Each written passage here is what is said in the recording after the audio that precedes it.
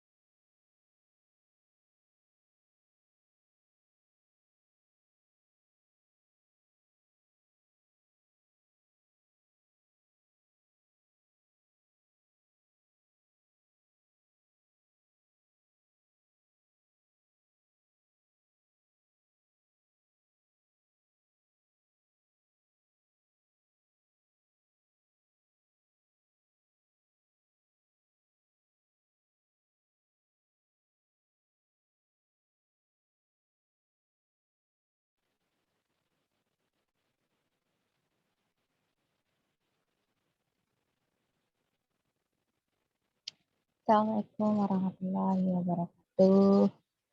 Gimana kabarnya semuanya? Semoga sehat-sehat ya.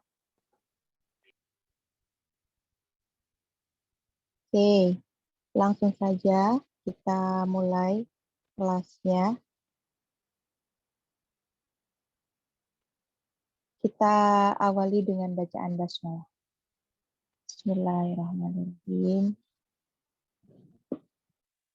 Kita berdoa dulu, niatkan dalam hati belajar hari ini. Semoga dipermudah dalam proses pemahaman dan pengimplementasiannya nanti ketika mengerjakan soal. Oke, berdoa dipersilahkan.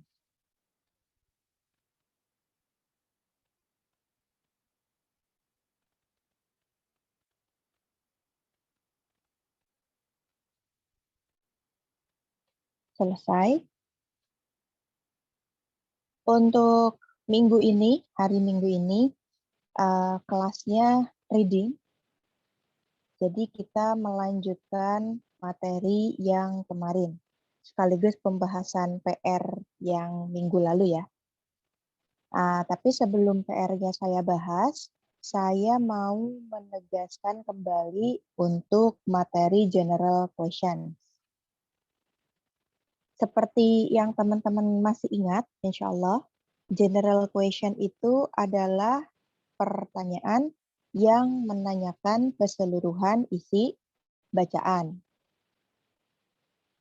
Jenis-jenis pertanyaannya, yang pertama ada main ideas, topik, best title, mainly discuss.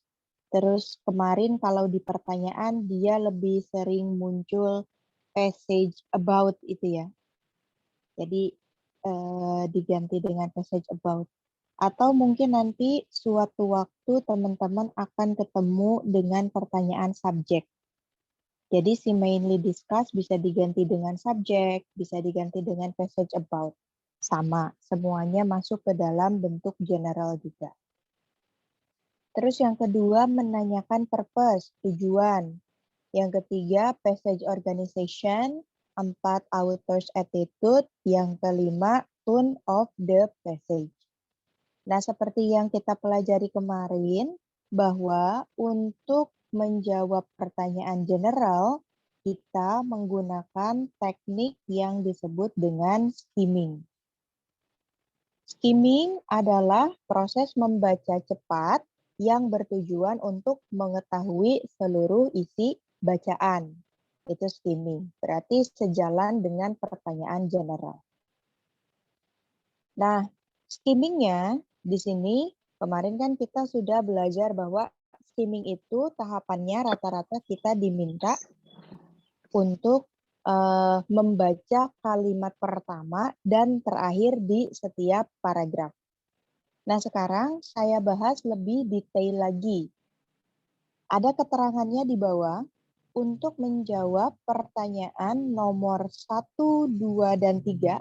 Berarti ini menjawab pertanyaan main ideas, topik, best title, dan seterusnya, lalu purpose dan passage organization.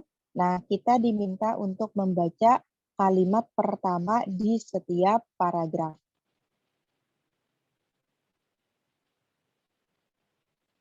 Kalau misalkan ketika membaca kalimat pertama di setiap paragraf, kita tidak menemukan jawaban yang kira-kira pas, maka teman-teman dibolehkan untuk membaca kalimat kedua. Boleh. Bahkan teman-teman bisa langsung lanjut ke terakhir. Kalimat ketiga dan seterusnya nggak perlu ya. Jadi nanti langsung ambil ke terakhir. Tapi biasanya tahapan ini, kalimat kedua sama kalimat terakhir ini hanya dilakukan untuk paragraf pertama saja. Jadi misalnya kalau ada 5 paragraf, yang dibaca kalimat terakhir sama kalimat keduanya nggak perlu semuanya, cukup paragraf 1 saja. Dan ini pun terkadang optional. Jadi masih yang boleh dilakukan, boleh juga tidak. Yang wajib untuk dilakukan ya yang membaca kalimat pertama di setiap paragraf. Gitu. Jadi membaca kalimat kedua, membaca kalimat terakhir itu ada yang dilakukan, ada yang tidak, tergantung kebutuhannya. Kalau misalkan memang soalnya rada susah, bacaannya rada susah, nah bisa baca kalimat kedua sama kalimat terakhirnya. Dan ingat, setelah dibaca kalimat pertama di setiap paragrafnya, jangan lupa untuk menyimpulkan. Nah, rata-rata teman-teman yang salah menjawab pertanyaan reading di general question itu adalah ketika menyimpulkan. Jadi lokasi yang dibacanya sudah benar. Mereka membaca kalimat pertama di setiap paragraf. Tapi ketika menyimpulkannya yang keliru. Yang harus diperhatikan ketika menyimpulkan jawaban adalah yang pertama, jawaban tidak boleh hanya ada di satu paragraf saja. Jadi kalau misalkan paragrafnya ada 5, statement yang dipilih, opsi yang dipilih, A, B, C, D-nya, tidak boleh hanya memuat tentang satu paragraf saja. Misalnya, kata-katanya hanya ada di paragraf 1 saja. Kata-katanya hanya ada di paragraf 3 saja. Nah, itu nggak boleh. Jawaban nanti harus muncul di semua paragraf. Jadi harus hati-hati ketika mengambil kesimpulan. Lalu yang kedua, jawaban tidak boleh terlalu umum, terlalu melebar. Dan yang ketiga, jawaban tidak boleh terlalu spesifik. Nanti kita buktikan di jawaban PR yang kemarin mana opsi yang kira-kira terlalu umum, mana opsi yang kira-kira terlalu spesifik. Itu untuk menjawab pertanyaan nomor 1, 2, dan 3. Lalu di situ ada keterangan untuk menjawab pertanyaan nomor 4 dan 5. Nomor 4 dan 5 berarti ini ya, author's attitude sama tone of the passage. Rata-rata untuk mengerjakan soal author's attitude sama tone of the passage, kita tidak membaca kalimat pertama saja, tapi kita diminta untuk membaca seluruh kalimat. Berarti kurang lebih dari paragraf 1 sampai paragraf terakhir. Tapi ingat, bacanya jangan terlalu lama ya, karena di situ kan kita harus menggunakan skimming, baca cepat. Nanti terlalu lama bacanya juga bermasalah ke waktu. Nanti teman-teman akan kehabisan waktu. Nah, biasanya di bagian author's attitude nomor 4 sama 5 dan tone of the passage ini, saya malah nggak baca semuanya. Biasanya ya, rata-rata kalau saya. Jadi saya hanya mencermati saja kata-kata yang muncul. Jadi nggak perlu semuanya terlalu dibaca atau terlalu dimaknai gitu ya, satu-satu katanya, enggak. Cukup cermati kosakata-kosakata yang digunakan. Biasanya sih dari paragraf 1 saja dia sudah memunculkan kecenderungan. Apakah dia kata-katanya lebih banyak mengandung makna negatif atau makna positif gitu. Jadi perhatikan apakah lebih banyak mengandung makna negatif atau makna positif. Berarti kalau paragrafnya memuat lebih banyak kata-kata negatif, maka otomatis author's attitude sama tone of the passage ini, dua-duanya juga akan bermakna negatif juga. Jadi cari opsi yang sifatnya negatif. Tapi kalau misalkan rata-rata kata-kata yang dimunculkan adalah kata-kata positif, berarti otomatis opsi jawaban atau jawaban dari dua pertanyaan ini ya dia juga positif seperti itu. Jadi di kesimpulannya author's attitude sama tone of the passage dia akan sejalan dengan kata-kata yang dimunculkan dalam bacaan. Langsung saja kita coba ya cermati. Di model questions yang kemarin, yang PR teman-teman, itu semua pertanyaannya dimunculkan. Jadi mari kita lihat.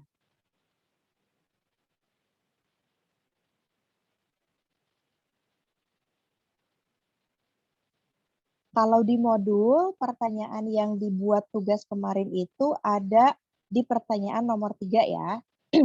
Jadi sama aja, hati-hati ketika mencocokkan jawaban yang saya kirim. Itu kan saya pakainya urutan 1, 2, 3, sesuai dengan soal yang saya kirim di Classroom.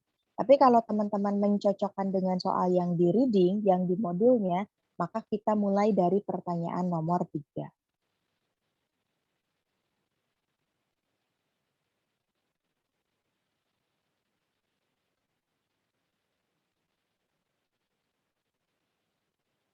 Nomor 3, this paragraph is about. Nah, tadi saya bilang, passage about atau paragraph about itu menanyakan pertanyaan general. Maka, untuk mengerjakan soal general, kita cukup baca kalimat pertama di setiap paragraf. Karena hanya ada satu paragraf, maka kita baca kalimat pertamanya saja. Berarti kalimat pertamanya dari mulai di average sampai before bed. Teman-teman boleh tandai ya, kalau modulnya sudah di print out, boleh dikasih stabilo, di situ ditandai, oh bagian ini yang harus saya baca. Kalimatnya bilang, the average book reader spends more than 1 hour a day poring over the pages, often just before bed. Mari kita cek apakah opsi jawabannya sama dengan yang dikatakan di passage atau tidak. Atau kita pilih mana yang kira-kira paling mendekati dengan kata-kata yang muncul di bagian yang kita baca. Misalnya yang alpha, the continued popularity of reading. Kalau dilihat dari kata-katanya, di bacaan tidak ada kata popularity. Tidak ada juga yang semakna, satu arti gitu ya, nggak ada. Terus continued-nya juga tidak ada. Yang muncul di situ paling hanya kata reading. Itu pun di bacaannya nggak pakai reading ya, tapi dia pakainya reader. Tapi kurang lebih ya maknanya sama, beda bentuk saja. Kalau reader, dia jadi kata bendanya, jadi noun artinya pembaca, berarti orang yang membaca. Sementara reading, dia menggunakan bentuk kata kerjanya, verb-nya. Artinya yang tadi, membaca. Nah, berarti kalau dilihat sih belum yakin sama opsi A ya. Jadi teman-teman boleh lanjutkan ke opsi yang berikutnya. Yang Bravo. Favorite programs of TV viewers. Kalau yang Bravo ini tidak ada satupun kata yang dimunculkan di bagian yang kita baca. Jangan terkecoh sama kata TV-nya ya. Mungkin sekilas kalau kita lihat kata TV ada di sini. Programnya juga mungkin ada. Tapi ingat, TV viewers atau programnya itu tidak muncul di bagian yang kita baca. Berarti yang Bravo ini bisa langsung disalahkan. Karena nggak ada satupun yang memuat gitu ya di kalimat yang kita baca. Busy people. Busy people juga kalau misalkan dilihat ada di kalimat ini, busy people. Tapi busy people itu masuk di kalimat ketiga gitu ya. Maka kemungkinan besar dia bukan jawabannya. Bukan jawabannya. Begitu juga dengan yang delta. Di situ bilang popular outdoor sports. Meskipun di bacaannya ada kata-kata seperti tenis, kemudian ski gitu ya. Tapi yang pertama dia ada di paragraf ketiga. Yang kedua, ya dia tidak ada di bagian yang kita baca. Di bagian yang kita baca tidak memunculkan frase popular outdoor sport. Berarti bisa langsung disalahkan. Itu. Bisa langsung disalahkan. Maka kalau Bravo, Charlie, dan Delta sudah pasti salah, kemungkinan besarnya salah, maka ya sudah ambil keputusan bahwa jawaban yang benar adalah alfa.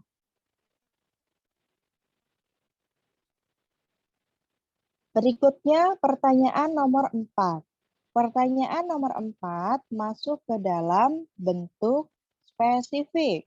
karena dia memunculkan keyword. Keywordnya ini John Ye Cole.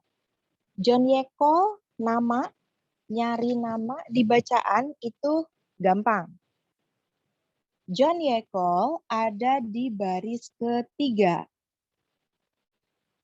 Nah, jadi kalau di nomor 4 ditanyakan who is John Ye Cole, siapa itu John Ye Cole, maka di situ dikasih tahu jawabannya. John Ye Cole, Director of the Center for Books. Jadi jawabannya pasti yang Charlie. Cenderung lebih mudah. Berikutnya pertanyaan nomor 5.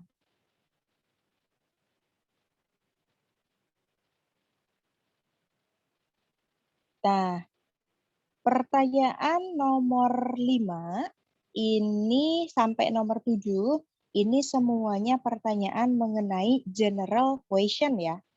General question. This passage about sama this passage discusses sama. Dia menyatakan tentang pertanyaan nomor 1. Passage about terus mainly discuss gitu ya. Berarti untuk pertanyaan nomor 6 sama nomor 5 ini cara menjawabnya sama. Cara menjawab sama. Apa kesamaannya? Kita hanya perlu membaca kalimat pertama saja.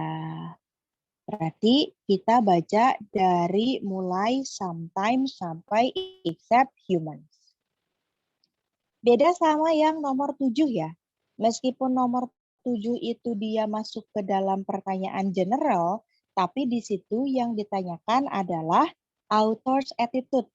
Jadi perhatikan ketika muncul author, atau nanti muncul attitude, atau kalau tidak muncul attitude nanti dia muncul ekspresis, ini pertanyaannya sama. Dia menanyakan tentang author's attitude.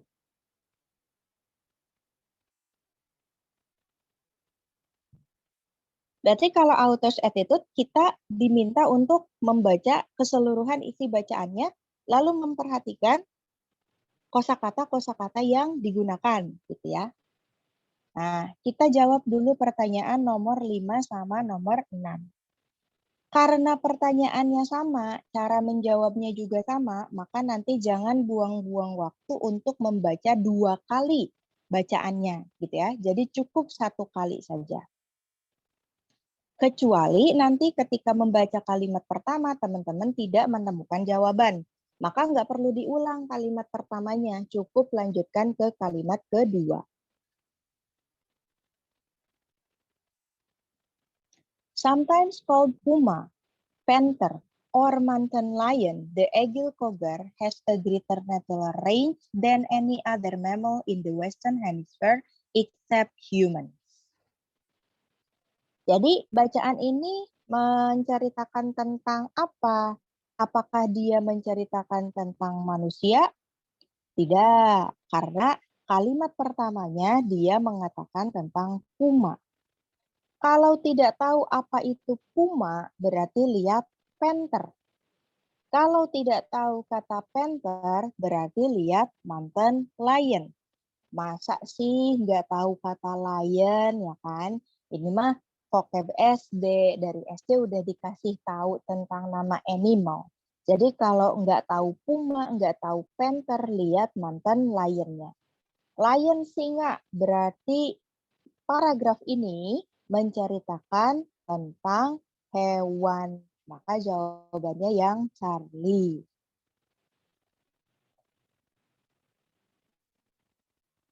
Nomor 6, udah beda lagi opsi jawabannya.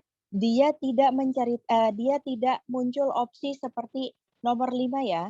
Jadi dia udah pindah haluan nih, tidak menanyakan tentang hewannya. Tapi dia menanyakan apakah bacaannya berisi problem, masalah, atau berisi solution, solusi, atau berisi option, pilihan, atau berisi delta, policy. Policy itu artinya kebijakan.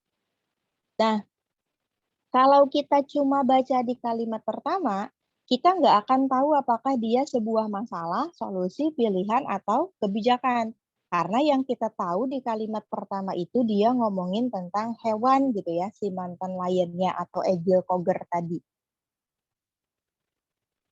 Nah, dia kan hanya menempati katanya atau menjadi hewan yang paling banyak intinya gitu kan di wilayah Western Hemisphere. Nah, berarti untuk mencari tahu apakah ini sebuah masalah atau bukan, teman-teman boleh baca kalimat keduanya. Jadi kita boleh baca bagian however ini. However, long viewed as a threat to livestock. A threat. Nah, ada yang sudah searching makna a threat. Threat itu artinya ancaman atau gangguan. Dari situ harusnya sih sudah bisa dicari tahu gitu ya, dia tentang apa. Ancaman itu kan cenderung negatif maknanya.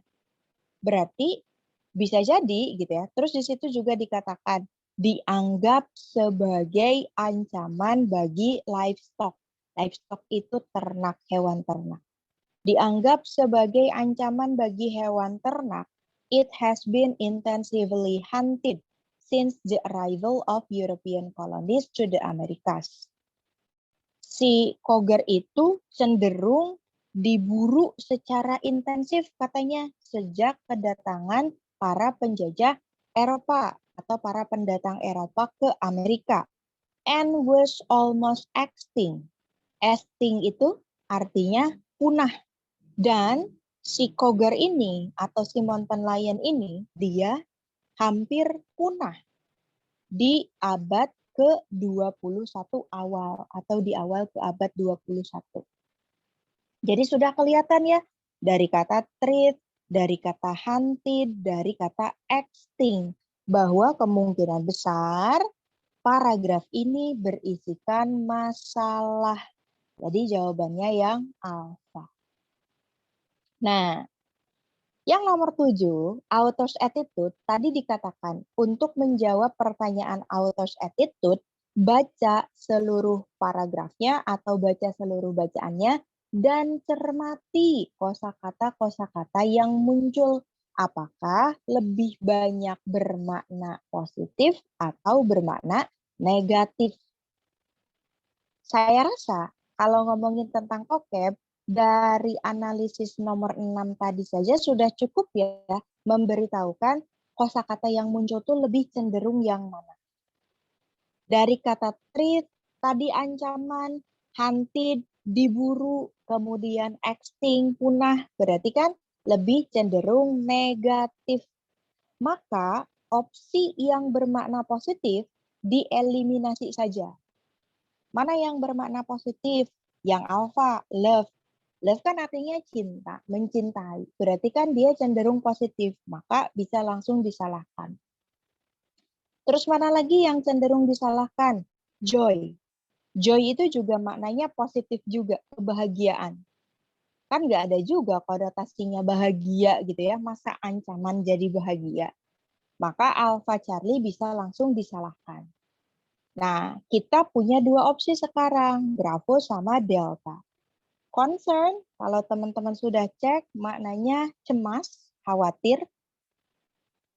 Hati-hati ya, kayaknya ada yang jawab Delta itu gara-gara yang Bravo, concern, itu mungkin kayak teman-teman maknanya apa ya, kalau concern itu jadi fokus berarti kurang lebih. Nah, hati-hati sama kata concern. Concern itu bisa bermakna positif, bisa bermakna negatif. Kalau positif berarti kurang lebih maknanya fokus. Misalnya saya mau concern belajar aja, berarti kan saya mau fokus belajar gitu, cenderung positif. Tapi hati-hati nanti ada yang maknanya negatif juga, artinya cemas. Saya cemas, I concern, saya cemas mengenai pendidikan saya. I concern about my education. Nah, bisa jadi. Maka di Bravo, concern-nya bisa jadi berkonotasi negatif, yaitu cemas. Yang Bravo cemas, yang Delta anger artinya marah. Kira-kira kalau teman-teman baca bacaan seperti ini, sampai kalimat ketiganya aja, si century, itu teman-teman marah nggak sih? Ya kan? Kayaknya sih enggak, harusnya sih enggak marah gitu. Cenderung cemas. Nah, kecemasan dari si penulis itu bisa dilihat dari tambahan di paragraf berikutnya, di kalimat berikutnya, kalimat ketiga. While protective measures have been implemented in the United States, humans continue to destroy the cougar's habitat, further endangering this solitary cat.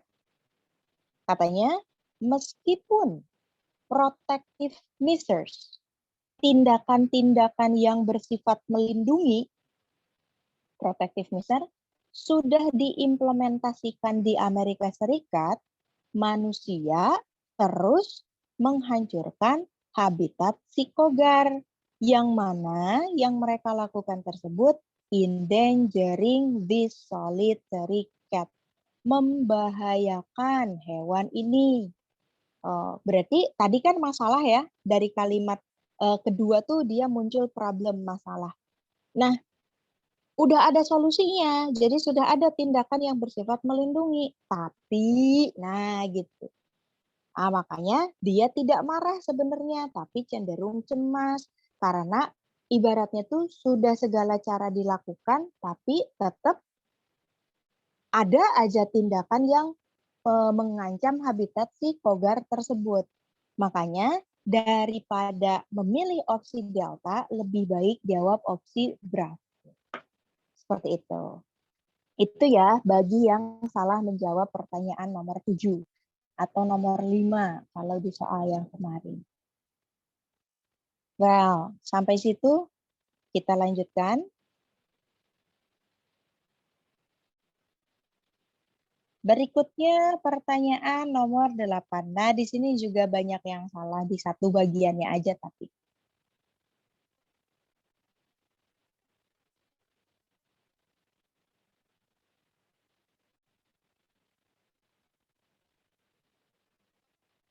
Nomor 8, this passage is mainly about. Mainly about sama dengan mainly discuss. Berarti ini pertanyaan mengenai general. Nomor 9 sama nomor 10 masuk ke dalam soal spesifik. Karena dia hanya menanyakan sebagian isi bacaan saja. Yang nomor 9 yang ditanyakannya habitat. Yang nomor 10 yang ditanyakan adalah cleaning simbiosisnya. Ada yang salah juga di bagian ini. Berarti beda-beda ya cara jawabnya. Nanti yang nomor 8 pakai skimming, baca kalimat pertamanya saja. Yang nomor 9 sama nomor 10 pakai teknik scanning. Jadi nyari di mana keywordnya berada. Nomor 8 dulu. Kita baca kalimat pertama. Kalimat pertama yang harus kita baca adalah mulai dari in marine sampai symbiosis. In marine habitats, a number of small critters are involved in a cleaning symbiosis.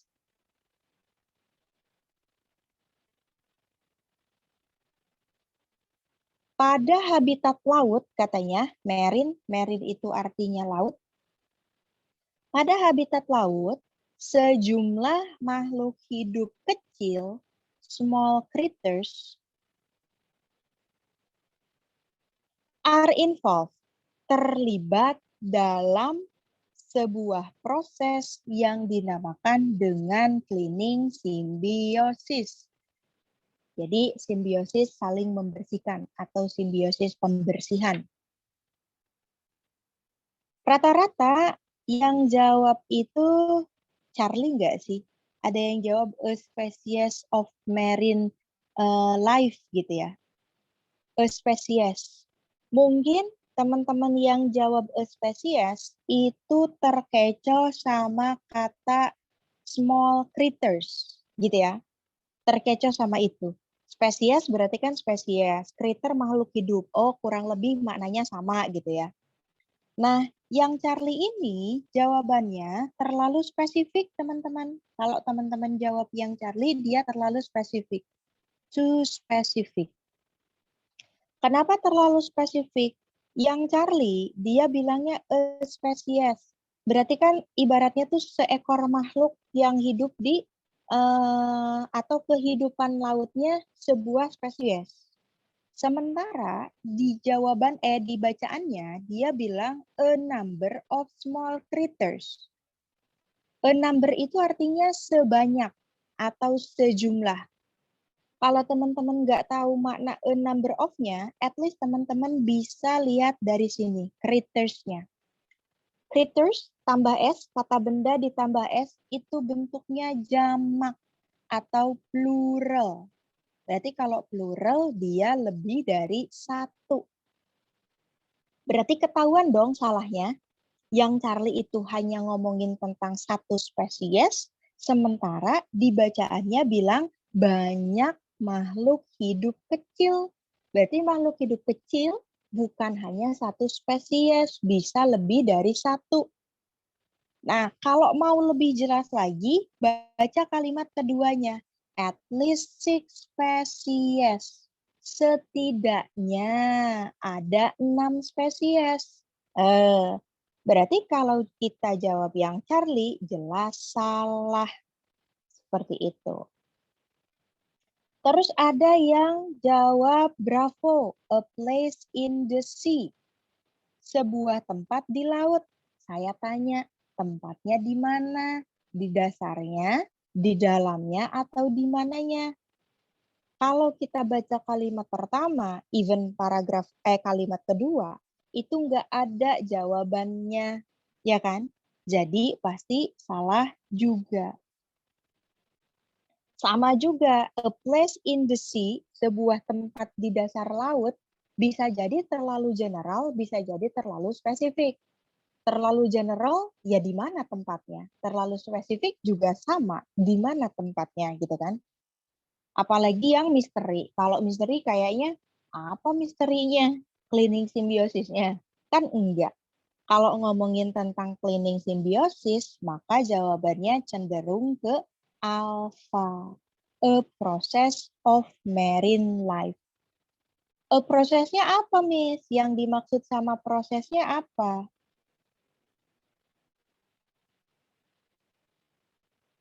Oh, sorry. Yang dimaksud sama prosesnya apa? Kan nggak jelas juga. Prosesnya apa katanya? Oh jelas, kalau ditanya prosesnya ada jawabannya. Proses yang dimaksud adalah proses cleaning ini, proses membersihkan, ya kan? Berarti jawaban yang cenderung benar adalah yang alpha. Proses of marine life yang dimaksud adalah proses cleaning simbiosis. Oh,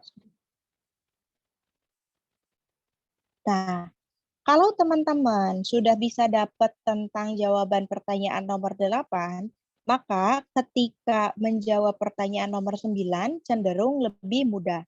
Karena di situ kan spesifik, yang ditanyakannya hanya habitat saja. Kalau ngomongin tentang habitat, berarti kan kata habitatnya ada di sini. Habitat yang dimaksud dalam bacaan atau yang dideskripsikan dalam bacaan adalah marine habitat. Marine artinya laut. Berarti sinonimnya dari marine adalah the ocean. Jadi jawaban yang benar untuk nomor 9 adalah yang Charlie, the ocean. Nomor 10, cleaning symbiosis. Berarti yang ditanyakan ini ya, ada di line pertama, baris pertama. Yang ditanyakan adalah sifat cleaning symbiosis berdasarkan bacaannya. Apakah cleaning symbiosis itu unimportant? Unimportant berarti artinya tidak penting? Ataukah harmful? Harmful artinya berbahaya? Ataukah Charlie? Charlie predatory berarti bersifat memangsa? ataukah delta? Delta beneficial artinya menguntungkan. Ada anak IPA ya di sini, kelas 12 IPA. Nah, di IPA, di kelas IPA, atau kayaknya nggak ke SMA juga di SMP atau SD ya, kita belajar tentang simbiosis. Sifatnya simbiosis itu kan hanya dua, ada simbiosis yang menguntungkan, ada simbiosis yang merugikan, kan intinya gitu ya. Tidak ada simbiosis yang tidak penting gitu kan. Paling yang merugikan sama yang menguntungkan. Berarti kira-kira kalau berbicara tentang menguntungkan sama merugikan, opsinya hanya ada dua, antara Bravo atau Delta. Jadi yang Alpha sama Charlie ini kemungkinan besar tidak masuk ke dalam opsi gitu ya. Karena tadi yang saya bilang, sifatnya ada dua, menguntungkan atau merugikan. Berarti kalau merugikan kan bisa jadi simbiosisnya berbahaya atau membahayakan lah, bisa dibilang seperti itu. Kalau menguntungkan ya jelas beneficial. Berarti cari kosakata pendukungnya atau cari kalimat pendukung yang mengatakan apakah cleaning simbiosis itu bersifat membahayakan atau merugikan ataukah menguntungkan. Nah, kalau kita cuma baca kalimat pertama yang berisi cleaning simbiosis, tidak ada. Berarti cari sekitar keywordnya, kalimat kedua. At least 6 species of small shrimp, frequently brightly colored, crawl over fish. Jadi katanya di situ menyebutkan hewan-hewan yang terlibat gitu ya, yang tadi. Setidaknya ada 6 spesies dari udang-udang kecil sama crawl over fish itu. Berarti nggak ada jawabannya di situ. Baca kalimat setelahnya. Picking of parasites and cleaning injured areas. Nah, jawabannya ada di sini. Tugas dari hewan-hewan pembersih si cleaner itu adalah picking of parasites. Mereka itu menghilangkan atau membersihkan parasites, mereka makan parasit di laut, and cleaning injured areas. Dan mereka membersihkan area pertempuran. Maksudnya area pertempuran di sini kan di laut makhluk-makhluknya saling mangsa-memangsa gitu ya. Misalnya si hewan yang lebih besar, ikan yang lebih besar, dia akan memangsa ikan lain. Nah, itu kan dimakan, bagian yang besarnya dimakan. Terus nanti ada sisa-sisanya, sisa-sisa dagingnya gitu. Nah, dimakanlah sisa-sisanya itu oleh si para pembersih yang 6 spesies tadi. Berarti kan yang namanya sampah dibersihkan atau TKP gitu ya, tempat kejadian perkara, habis kecelakaan atau habis muncul tindakan kriminal di situ terus dibersihkan, masa sih sifatnya berbahaya?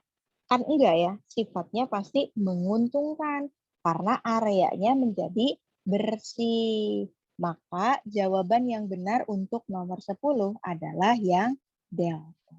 Nah, itu ya bagi teman-teman yang salah di nomor itu. Berikutnya, nah ini yang bacaannya lebih panjang. Nah, ini challenge untuk pertanyaan general ketika paragrafnya lebih dari satu. Dan ini yang sering muncul dalam bacaan TOEFL. Jadi nggak mungkin biasanya bacaan TOEFL hanya berisi satu paragraf. Kalaupun satu paragraf, ya satu paragrafnya panjang. Nggak akan seperti contoh-contoh di atas. Yang nomor 11 ya, pertanyaannya this passage is about. Berarti kan dia menanyakan tentang general question. Kita tandai dulu boleh. Yang nomor 11, karena pertanyaannya tentang passage about, berarti ini pertanyaan tentang general. Nomor 12, Meskipun di situ ada kata discusses, tapi di situ ada the finding.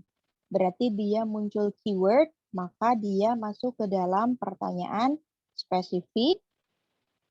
Nomor 13 juga sama. Meskipun di situ yang ditanyakan adalah paragraf atau passage, tapi di situ muncul keyword aurora borealis. Berarti ini kan what aurora borealis look like, maka sama nomor 13 ini juga masuk ke dalam soal spesifik. Nomor 14 juga demikian, meskipun di situ muncul paragraf 2, tapi di situ muncul keyword juga. Keywordnya Northern Light in relation to, berarti kan menyatakan hubungan Northern Light. Berarti ini juga pertanyaan spesifik karena mengandung keyword. Next-nya nomor 15 juga sama, meskipun di situ muncul paragraf ketiga, berarti cenderung ke general, tapi dia memunculkan keyword, yaitu the cause of northern lights. Maka ini sama pertanyaannya, pertanyaan spesifik. Berarti yang kita baca semua paragrafnya hanya di hanya di pertanyaan nomor 11 saja. Kita harus membaca kalimat pertama di setiap paragraf. Maka mari kita baca bacaannya. Paragraf pertama, teman-teman cukup baca bagian dari mulai The Northern Light sampai Spectacle. Paragraf kedua, teman-teman cukup baca dari bagian according to sampai bagian above the earth. Dan paragraf ketiga, teman-teman cukup baca mengenai science sampai causes them. Ingat, jawaban tidak boleh muncul di kalimat pertama saja, kalimat kedua saja, atau kalimat ketiga saja, tapi harus muncul di semua paragraf. Di sini paragrafnya ngomongin tentang aurora borealis ya, atau tentang the northern lights. Terlihat dari kata-kata yang muncul. Misalnya di paragraf pertama ini northern lights atau aurora borealisnya. Terus di paragraf kedua, Northern Lights-nya diganti dengan ini, the discharge of light. Berarti sama aja ngomongin tentang cahaya.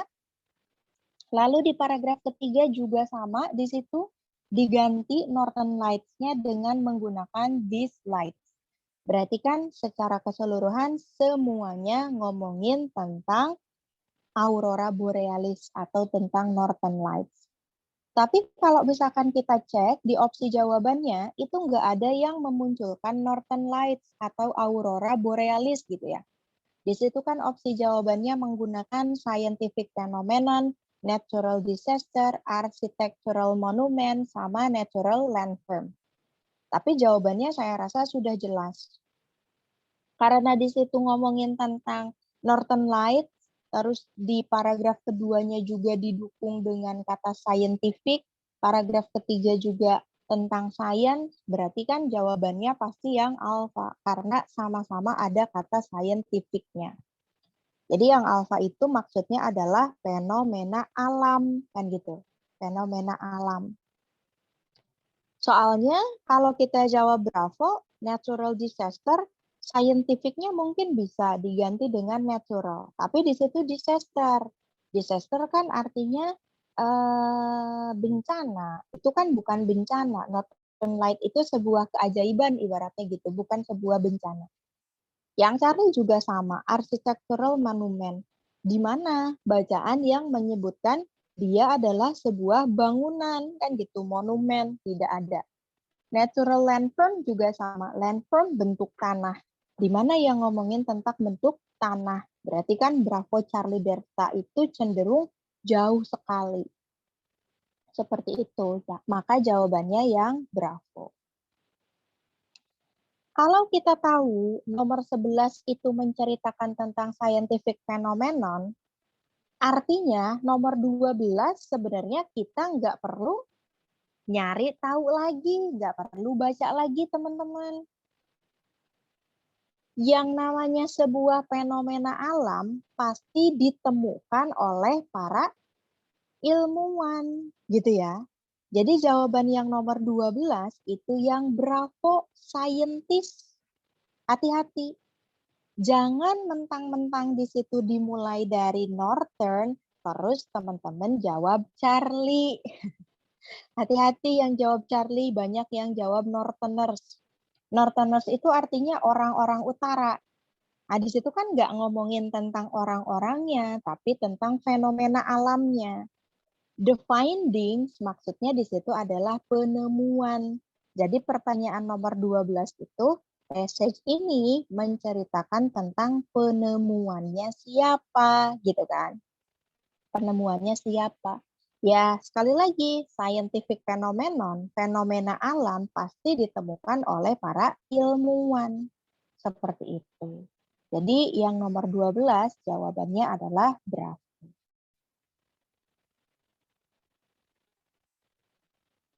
Terus pertanyaan berikutnya nomor 13. In which part of the passage does the author discuss what the aurora borealis look like? Pertanyaan yang mana si penulis menceritakan tentang penampakan aurora? Look like gitu ya. Berarti kan seperti apa aurora itu? Berarti sama dengan penampakan. Seperti apa aurora itu penampakannya atau tampilannya?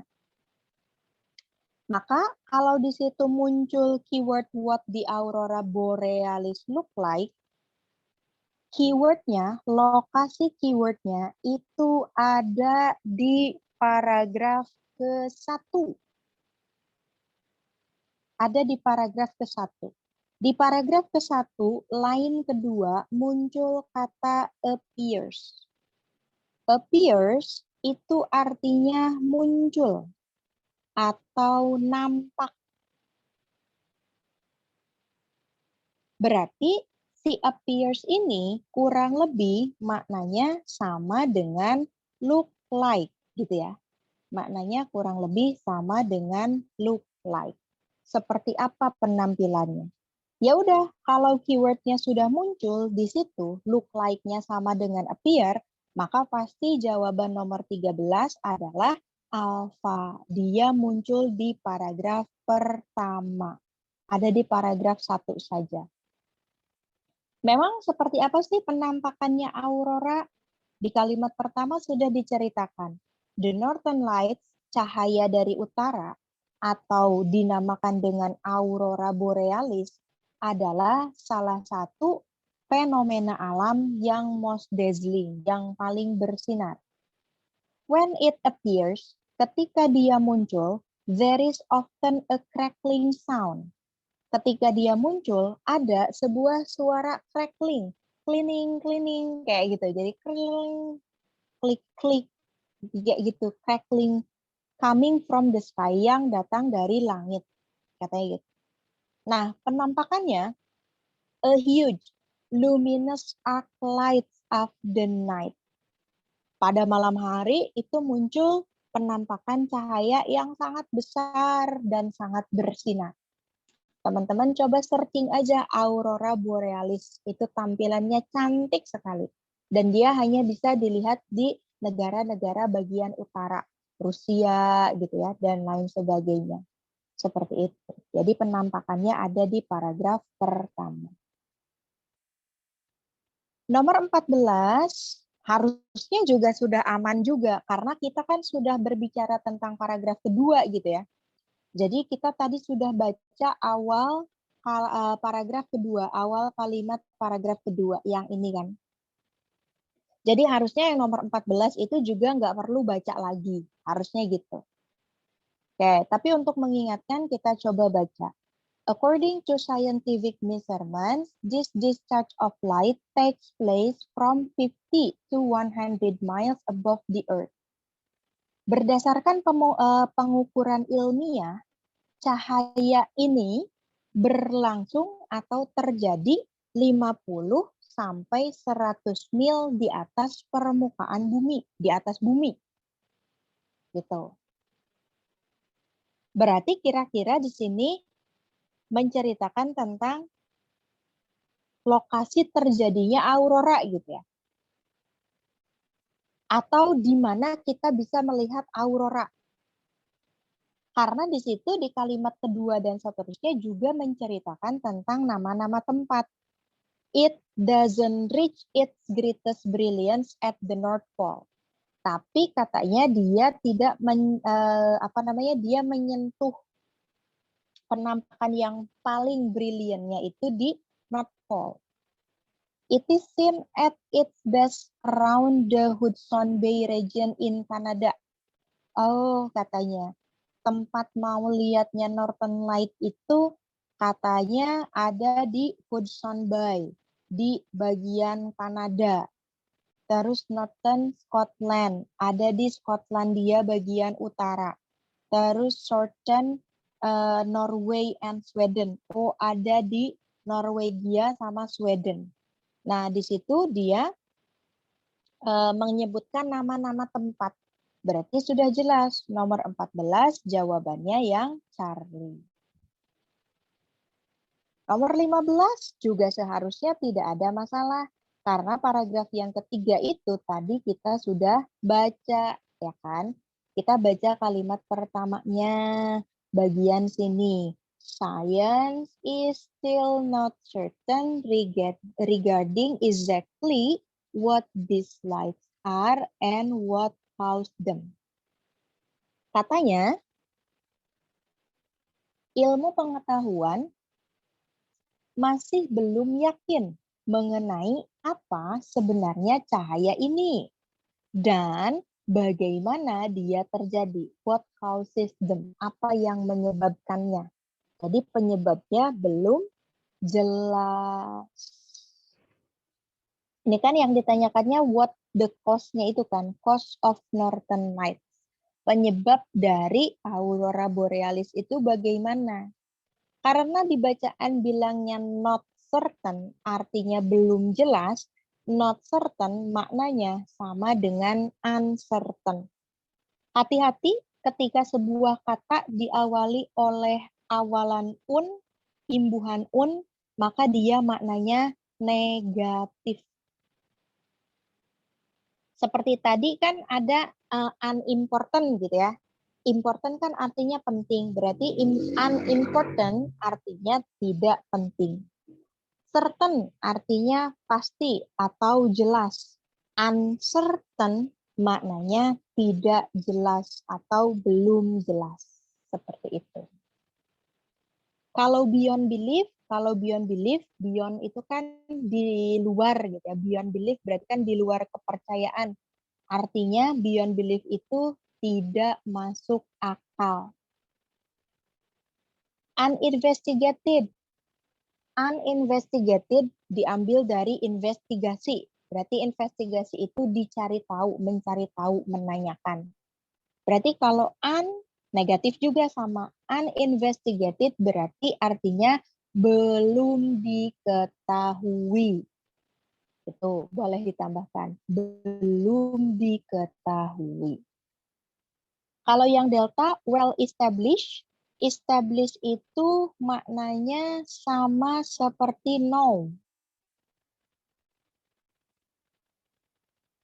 Know, tahu.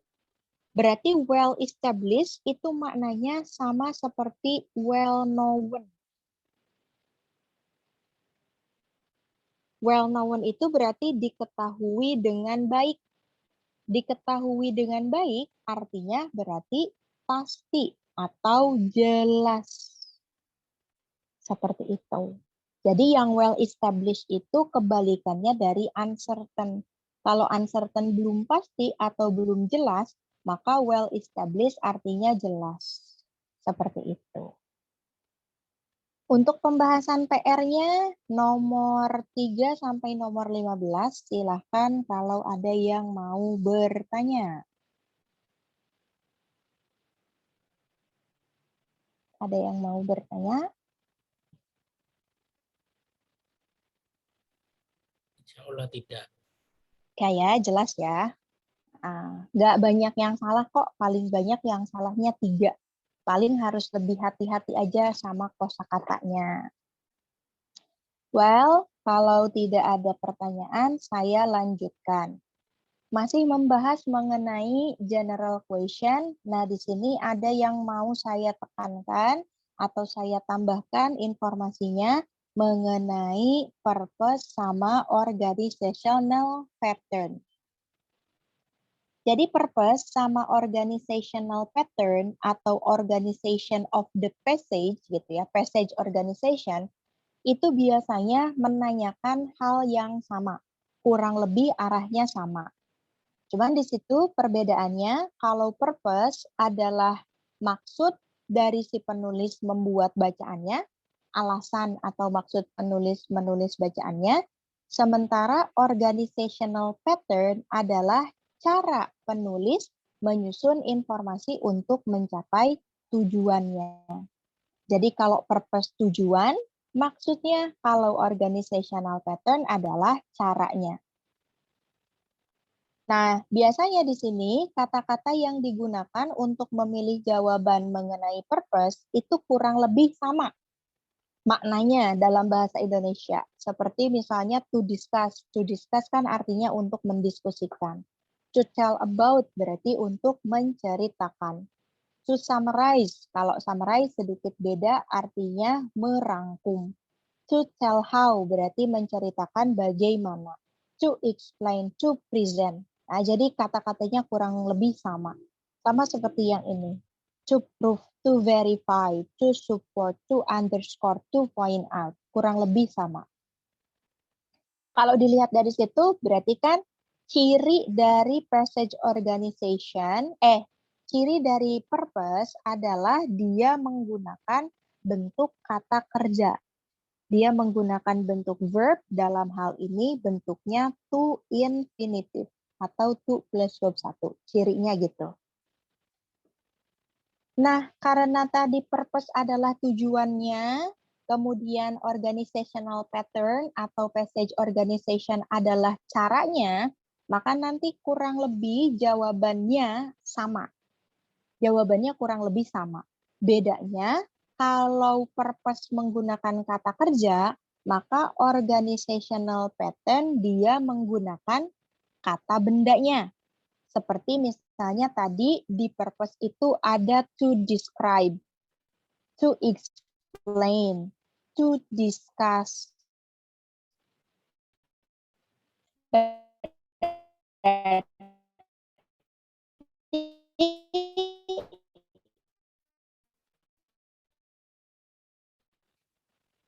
Dia menggunakan kata benda seperti explain untuk menjelaskan explanation.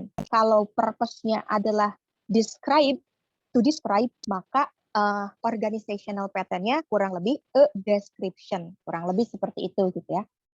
Illustration, nah ini explanation, dan seterusnya. Nanti kalau teman-teman nggak tahu arti dari setiap kata, teman-teman bisa cek di kamus ya, satu persatu dulu. Silahkan, biar nambah juga kosakatanya. Nah, biasanya ada ciri-cirinya, beberapa kata yang menunjukkan organizational pattern dalam bacaan. Misalnya, ketika dia menggunakan for example, maka dia lebih cenderung untuk menjelaskan, berarti gitu ya, a description itu. Atau explanation juga, bisa menggunakan contoh juga kan. On the other hand, in contrast, berarti ini meng-compare. Ini compare, berarti itu compare. On the other hand, berarti kan di sisi lain. In contrast, sebaliknya. Berarti dia bisa compare, bisa juga to contrast. Berarti dia mengkontraskan, bisa. Sama seperti similarly, likewise. Similarly itu kan sama halnya dengan. Berarti dia compare juga. Therefore, nah kalau ini by the time letter, biasanya dia masuk ke sebuah proses. Nah, di sini ada prosesnya, proses. Nah, ternyata for example juga ada. For example, example. Nah, dia bisa ke sini. showing through example, bisa juga. Pokoknya perhatikan. Atau yang muncul that by the time later itu dia bisa juga memunculkan sebuah kronologi. Jadi bisa juga chronological event. Jadi kejadian kronologis. Dia muncul tahun gitu ya, diurutkan tahunnya dari awal sampai akhir. Nah, berarti dia masuk ke dalam chronological. Seperti itu. Nah, mari kita coba kerjakan contohnya. Ada di bawah. Nah, yang ini exercise-nya. Perhatikan pertanyaannya. Nomor 1, what is the purpose of this passage? Berarti ini menanyakan tentang purpose. Sementara yang nomor 2-nya menanyakan tentang organization. The organization of the passage. Berarti sama. Yang ini menyatakan tujuan, yang ini menyatakan caranya. Tapi mau dia menanyakan purpose, mau dia menanyakan organization of the passage, itu kan cara jawabnya sama ya. Kita menggunakan teknik skimming, berarti kan gitu. Ini masih menggunakan teknik skimming. Dia masuk ke dalam pertanyaan nomor 2 sama 3. Berarti kalau nomor 2 sama 3, kita diminta untuk membaca kalimat awalnya saja. Baca kalimat pertama.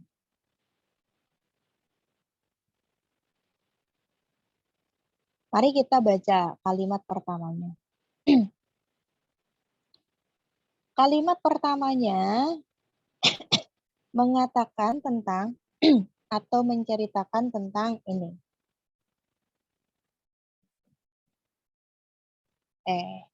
Salah nandain. Sampai sini berarti ya, parts of the world. The art of writing itself is a good example of what students of the past call independent invention, since systems of writing have evolved in isolation at different times in different parts of the world. Perhatikan opsi jawabannya untuk purpose. Dia menggunakan bentuk to infinitive semua. To show, to explain, to describe. To compare. Di bacaan yang kita baca, kita tidak menemukan on the other hand, kita tidak menemukan in contrast gitu ya. Kita tidak menemukan similarly, likely gitu kan. Jadi kemungkinan besar yang delta itu bukan jawabannya. Karena to compare ketika dia membandingkan berarti kan harus ada kata-kata itunya gitu ya. Dia membandingkan tulisan di Cina dengan tulisan di Mesoamerika. Bagian pertama tidak menyebutkan itu. Writing Cina-nya mungkin ada, tapi kayaknya terlalu spesifik, ada di bawah. Mesoamerika juga kemungkinannya sama, ada di bawah. Tapi yang jelas kalimatnya tidak diawali dengan sesuatu yang bersifat comparison, tidak bersifat perbandingan. Berarti kemungkinan jawabannya ada di A, B, C. To show, to explain, to describe. To show, menunjukkan. To explain, menjelaskan. To describe juga sama, menjelaskan. Nah, rata-rata jawaban yang berupa show, explain, atau describe, dia menggunakan kata is atau are. Kalau dalam bahasa Indonesia, berarti dia menggunakan kata adalah gitu ya. Yaitu. Atau merupakan, berarti gitu. Nah, berarti sama. Kalau di situ dia diawali dengan menggunakan is, berarti kan jawabannya yang 3 itu.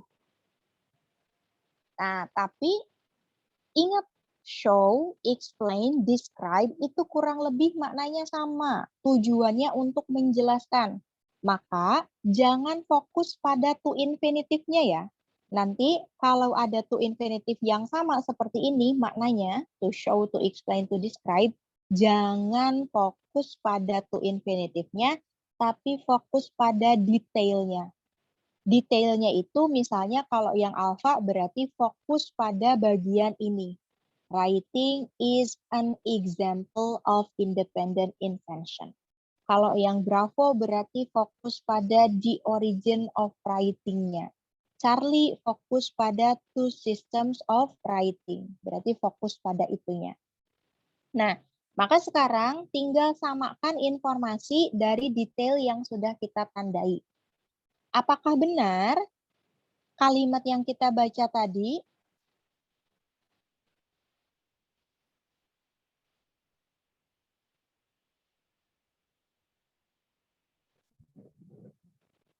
Apakah benar kalimat yang kita baca tadi dia bersifat menunjukkan writing is an example, gitu ya? Kalau kita lihat kata writing-nya ada. Ini writing. Ini writing. Terus di sini juga ada kata writing-nya. Terus di sini di bacaannya ada good example. Di sini juga ada example-nya. Independent invention ada juga.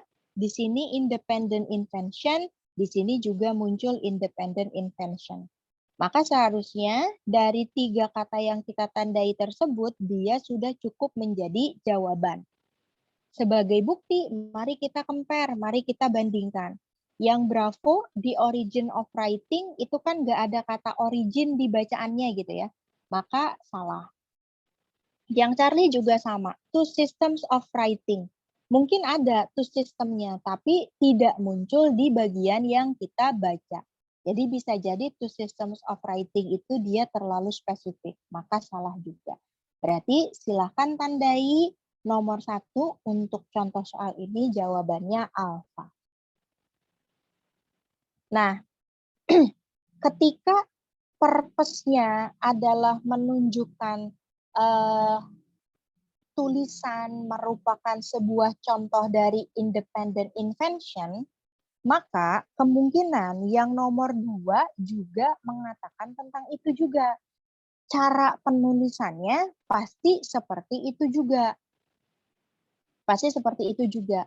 Maka kalau dilihat dari opsi jawabannya untuk pertanyaan nomor 2, tadi kita menemukan writing is an example.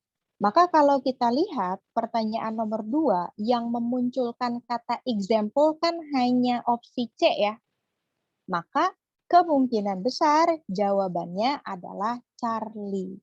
Pasti nanti ketika tujuannya adalah menunjukkan sebuah contoh, pasti cara penulisannya juga dia memunculkan statement dulu. Berarti yang tadi itu is itu statement. Kemudian dia menunjukkan contoh tadi dengan menggunakan kata-kata seperti for example atau kata example itu sendiri. Jadi sekali lagi yang nomor 1 jawabannya alpha, yang nomor 2 jawabannya Charlie. Kurang lebih seperti itu. Itu untuk purpose sama passage organization atau passage pattern-nya itu ya, pattern of the passage. Untuk materi purpose sama organization of the passage, ada yang mau bertanya silahkan. Izin bertanya Bu. Boleh. Kan yang nomor 2 itu kan tadi kan kayak langsung menyimpulkan ada satu kata yang ada di paragraf itu berarti boleh apakah itu terlalu riskan apa enggak? Terima kasih. Oke. Kalau misalkan di opsi jawabannya hanya ada satu kata yang sama, misalnya kita compare yang nomor 1 sama nomor 2, itu kan yang satu yang alpha tadi jawabannya kan example gitu ya. Nah terus yang di nomor 2, kata example-nya kan hanya ada satu. Ya kan? Hanya ada satu. Berarti kalau misalkan hanya ada satu, ya kemungkinan besar dia jawabannya dong. Kecuali ada banyak. Misalnya A, B, C, D semuanya ngomongin tentang example. Berarti kalau A, B, C, D semuanya ngomongin tentang example, otomatis mau tidak mau harus dicek semuanya. Paham ya? Paham. Oke.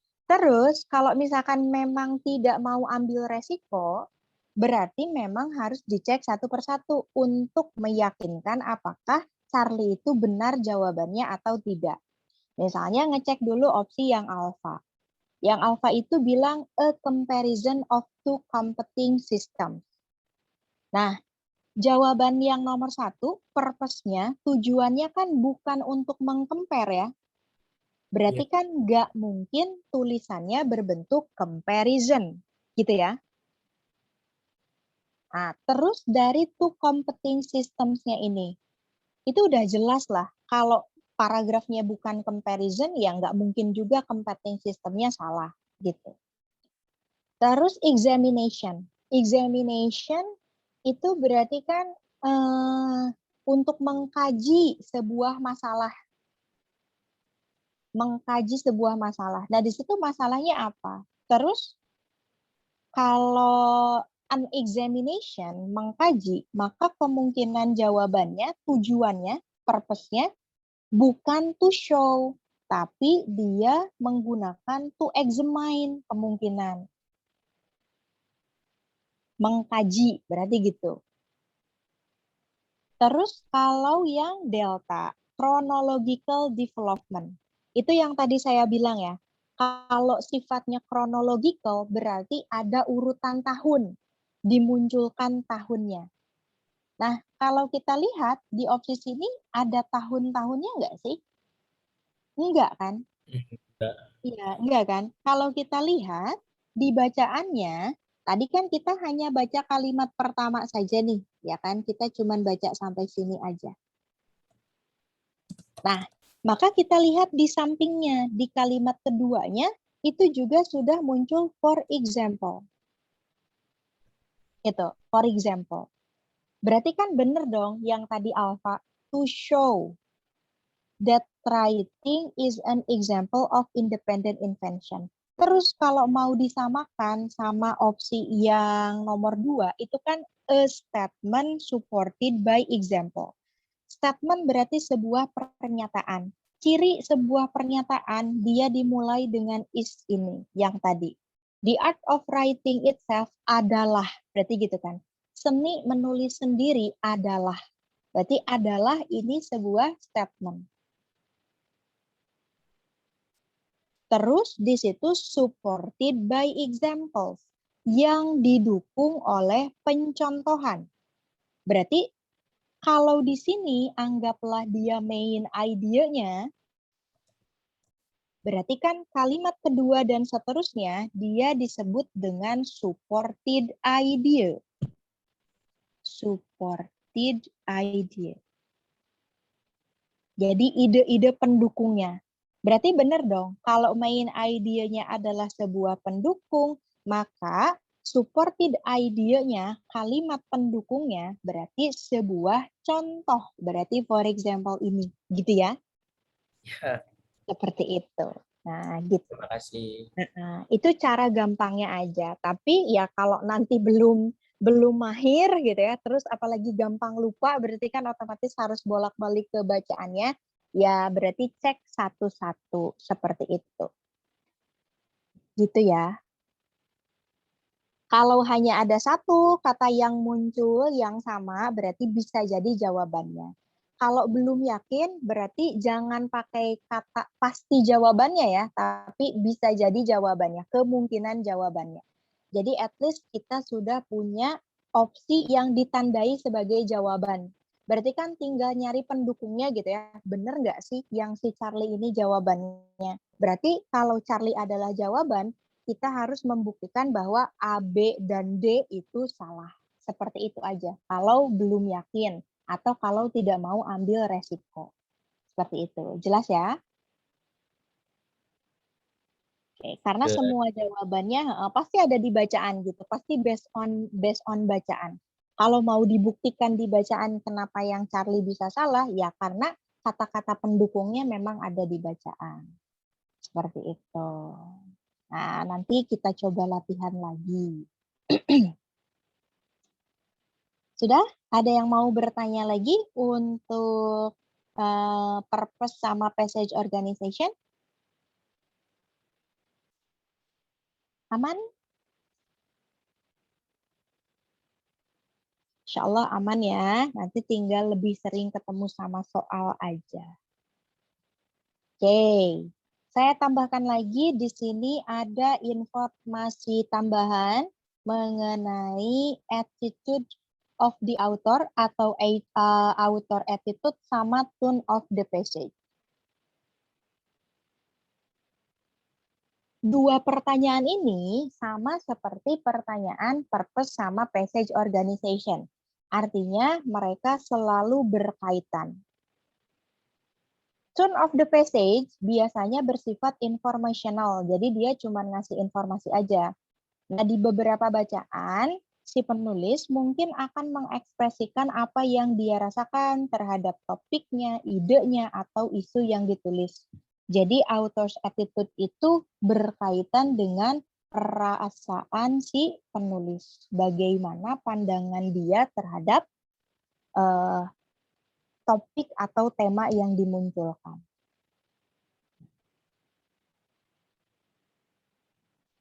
Untuk menjawab pertanyaan ini, Anda harus mencari kata-kata yang menunjukkan emosi atau pandangan yang kuat. Nah, berarti nanti jawaban untuk pertanyaan author's attitude atau tone of the passage akan bersifat emosi, menunjukkan emosi atau pandangan yang kuat. Misalnya dia menggunakan kata-kata emotional. Emotional itu menggunakan emosi. Misalnya kalau kita baca bacaan ini kita jadi sedih banget gitu ya, atau jadi senang banget. Nah, itu emotional. Terus informatif. Berarti kalau informatif ya dia memberikan informasi. Kemudian humorous. Humorous berarti humor. Humor tuh berarti lucu gitu ya. Kalau kita baca bacaannya kayaknya kita bakal ketawa atau ada kata-kata yang nyeleneh gitu ya yang bikin kita senyum-senyum sendiri saking lucunya. Atau deskriptif berarti ya dia bersifat menjelaskan aja.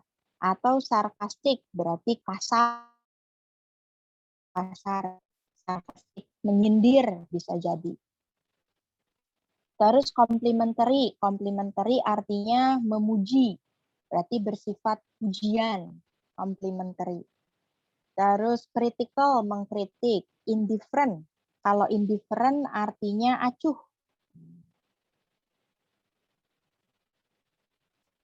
Acuh. Simpatetik berarti simpati. Ada rasa simpati yang dimunculkan oleh penulis terhadap bacaannya. Cautionary. Cautionary diambil dari kata caution, caution. Caution itu teman-teman pernah baca kalau di pengumuman gitu ya ada caution atau warning gitu ya. Artinya peringatan. Berarti kalau dia cautionary kata sifatnya artinya bersifat memperingatkan. Terus ada persuasif. Kalau persuasif berarti dia artinya mengajak. Explanatory bersifat menjelaskan, kurang lebih sama seperti deskriptif. Terus outrage. Nah, outrage itu apa? Nanti cari ya, outrage maknanya apa. Concern. Concern itu berarti yang tadi tuh ada makna cemas. Concern di sini dia lebih cenderung negatif, cemas.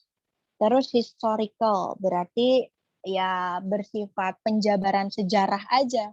Jadi kalau historical tadi ada kronologis biasanya, dia memunculkan waktu seperti itu. Nah, latihannya bisa teman-teman lihat di pertanyaan nomor 3 sama nomor 4. Ini ya. Nah, tapi ini saya jadikan PR lagi ya. Ini saya jadikan PR biar teman-teman latihan. Ini author's attitude, di sini tone of the passage. Maka nanti kalau author's attitude-nya positif, maka tone-nya juga pasti positif. Kalau authors-nya negatif, maka tone of the passage-nya juga negatif. Jadi boleh ditandai ini PR-nya. Nanti seperti kemarin saya kasih lagi filenya di Classroom ya. Jadi nanti urutannya pasti berubah jadi 1, 2. Nanti bisa dilihat di Classroom-nya untuk PR yang ini. Yang jelas Sabtu ini nggak akan saya bahas, kita bahas minggu depan insya Allah. Tune. Kalau secara keseluruhan mengenai author's attitude sama tune itu teman-teman harus lebih peka aja sama kosakatanya. Berarti kan teman-teman harus punya vocabulary yang cukup untuk bisa memahami apakah tune-nya atau author's attitude-nya cenderung positif atau cenderung negatif. Makanya saya kasih PR biar teman-teman bisa buka-buka kamus dulu gitu ya, atau ngecek-ngecek dulu. Seperti itu. Nah, itu untuk pertanyaan general. Berarti sudah selesai satu materinya mengenai general question. Berikutnya, kita akan membahas mengenai specific questions. Ini juga sebetulnya ya secara garis besarnya sudah kita bahas waktu pertama kemarin, bahwa specific question itu dia akan menanyakan keseluruhan sebagian isi bacaannya saja. Maka ketika dia memunculkan sebagian pertanyaan, sebagian isinya, maka kita harus men-scan dulu. Di-scan dulu. Apa yang di-scan? Yang di-scan-nya otomatis kata kuncinya. Nah, di sini bagian ini yang akan kita pelajari adalah pertanyaan mengenai detail question. Jadi yang alpha ini boleh teman-teman tambahin ya di modulnya, ini detail question. Berarti pertanyaan mengenai pertanyaan yang detail. Detail question cirinya biasanya dia menggunakan bentuk WH question. Why, what, how, where, dan seterusnya. Nah, cuma nanti harus hati-hati. Detail question itu dibagi menjadi 2 bagian. Ada stated detail question, berarti yang ini, stated detail question, ada yang unstated detail question. Cara pengerjaannya sama, kita cari dulu kata kuncinya dari opsi jawaban atau dari pertanyaan, lalu temukan kata kunci pada bacaan. Nah, perbedaannya nanti dari jenis pertanyaannya. Ketika pertanyaannya berbentuk stated detail, maka jawaban pasti ada di bacaan. Jawaban ada di bacaan. Berarti kemarin kan kalau nggak salah saya pernah singgung stated itu artinya tersurat, gitu ya. Jadi tertulis, jawabannya pasti tertulis di bacaan. Memang ada jawaban yang tidak ada di bacaan. Ada, yaitu pertanyaan unstated yang tersirat. Yang tersirat di sini bukan pertanyaannya sih sebenarnya, tapi jawabannya.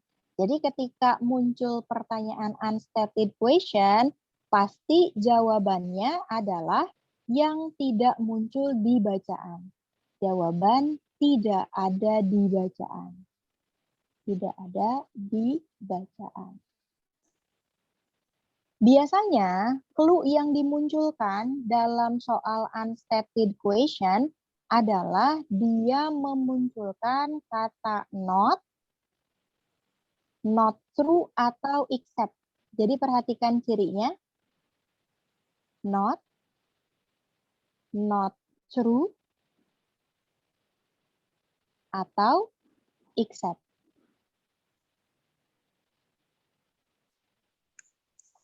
Gitu ya.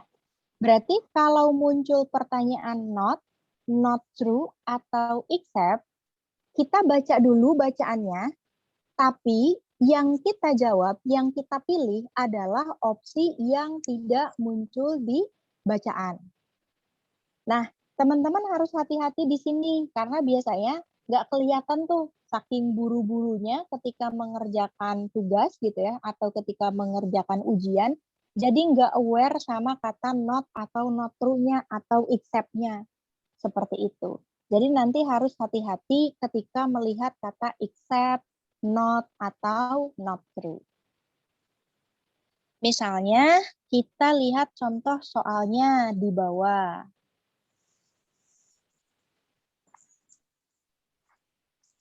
The passage states which of the following are the most numerous inhabitants of the soil.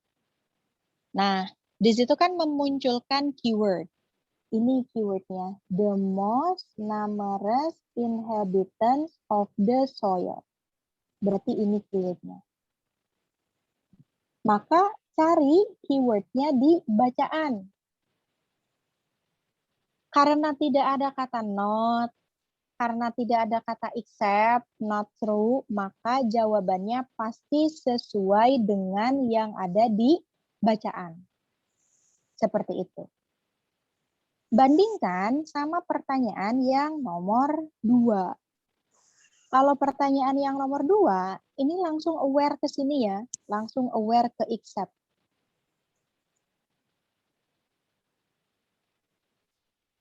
Kalau kita langsung aware ke except, maka kita harus sadar bahwa nanti yang kita pilih adalah yang tidak benar.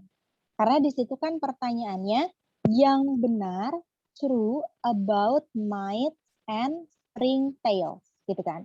Yang benar mengenai mites and springtails. Berarti nanti cari mites sama springtail-nya di bacaan, keyword-nya, tapi jawabannya adalah yang bukan fakta mengenai mites sama springtail. Gitu ya. Jadi yang ini, the most numerous inhabitant, pertanyaan nomor 1, cari fakta. Sementara yang nomor 2, karena di situ pertanyaannya except, berarti cari yang bukan fakta. Cari yang bukan fakta. Seperti itu. Nanti tinggal cross-check lagi aja pertanyaan-pertanyaan berikutnya. Nomor 3-nya misalnya di situ example, oh berarti tidak ada not, ini stated, pasti ada di bacaan.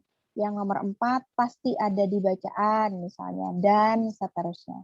Ini juga sama teman-teman, dibuat PR dari mulai nomor 1 sampai nomor 10.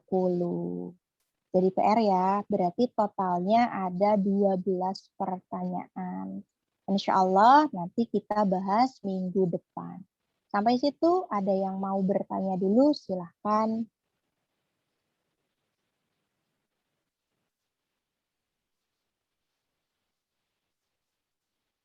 Cukup?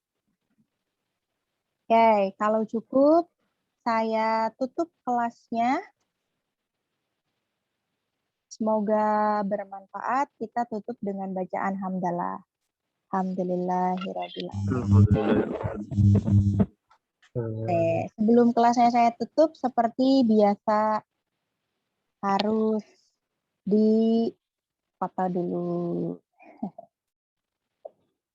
Ayo silakan yang bisa on cam, munculkan wajah cantik dan gantengnya. Dah, mana? Sudah? Oke, sebentar. Tunggu ya. 1, 2, 3.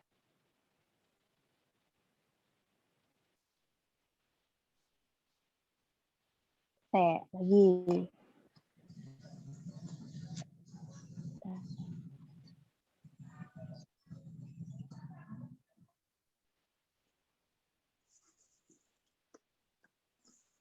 Oke. Yuk, siap. Senyum dong. Oke, 1, 2, 3. Oke. Oh, telat. Bentar, satu lagi.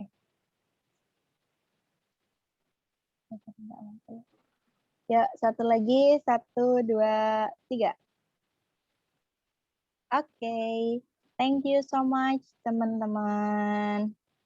Itu saja dari saya ya. Semoga bermanfaat. Sekali lagi, Sampai ketemu minggu depan. Assalamualaikum warahmatullahi wabarakatuh. Have a nice weekend semuanya. Waalaikumsalam. Warahmatullahi wabarakatuh. Terima kasih, Kak.